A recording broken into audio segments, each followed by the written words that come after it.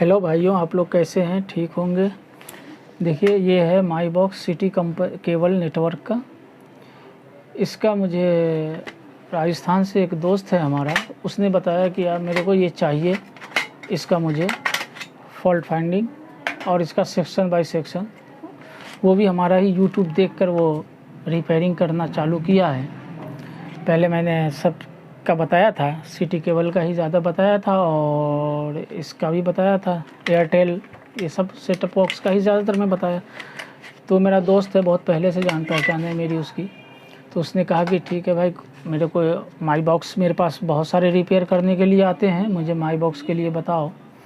तो हमने कहा ठीक है, आज फुर्सत मिला है तो मैं उसके लिए बना रहा हूँ, और साथ में आप लोगों को भी, जिन लोगों को ज़रूरत हो वो कर सकते हैं। पहले मैं ये चैंग होम का बनाया था, ये चैंग होम मॉडल का, ये भी सिटी केबल का ही है, इसका भी बना के दे रखा हूँ। और कुछ और बनाना है, ये भी सिटी केबल का ही है, 4IC। तो चलिए आज मैं इस माई बॉक्स के बारे में आप लोगों को बताना चाहता हूँ कि माई बॉक्स में आखिर क्या क्या सेक्शन है और क्या क्या चीज़ से आप कैसे रिपेयर कर सकते हैं आराम से। ये पावर सप्लाई हो गया आपका, ये पूरा पावर सप्लाई है।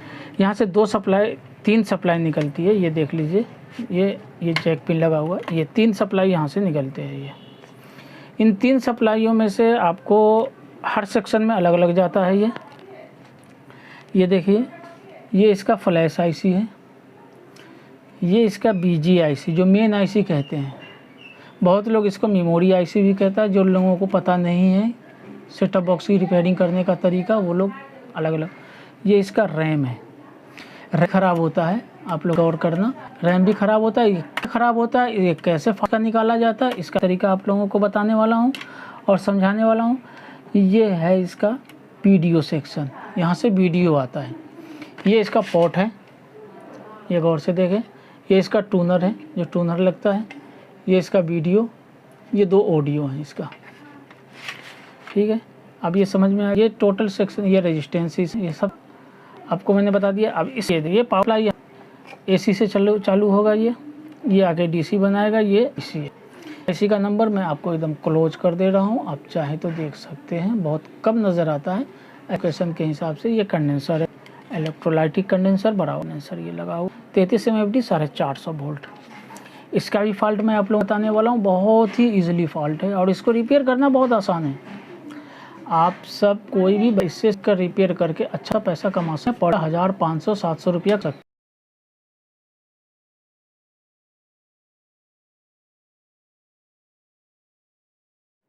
भाइयों देखिए, अब मैं बता रहा हूँ आप लोगों को कि सप्लाई कहाँ कहाँ कौन कौन सी लगती है।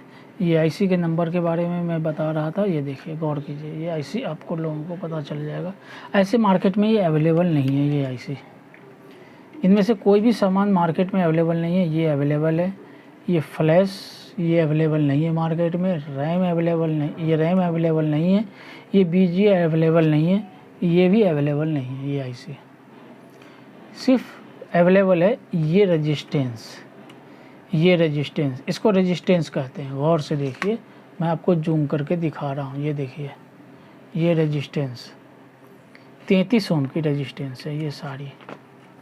चलिए, ये 3 वोल्ट की सप्लाई यहाँ आती है, यहाँ से यहाँ आती है। ये 3 वोल्ट की सप्लाई यहाँ के रैम पे आती है। ये रैम पे आती है यहाँ 2.5, ये कंडेंसर के ज़रिए।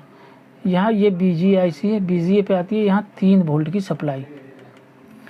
ये ये वीडियो सेक्शन है, साउंड सेक्शन ये है। आप यहाँ 5 वोल्ट की सप्लाई, यहाँ से 6 वोल्ट की आती है। ये ट्रांजिस्टर लगा हुआ है, ये IC कैप, यहाँ से